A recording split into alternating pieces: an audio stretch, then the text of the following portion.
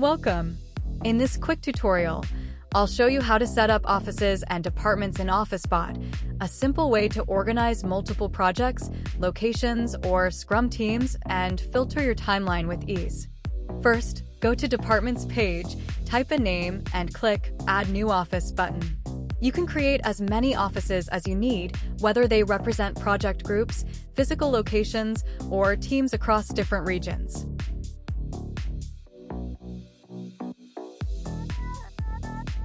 Next, create a department by entering name and clicking Add New Department. Just like offices, you can add multiple departments to match your structure, such as development, research, or support.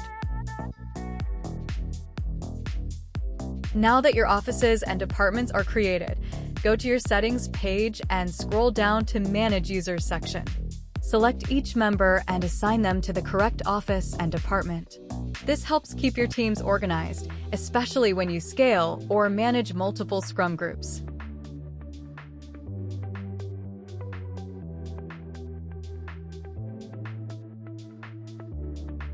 Once assignments are saved, return to the timeline view.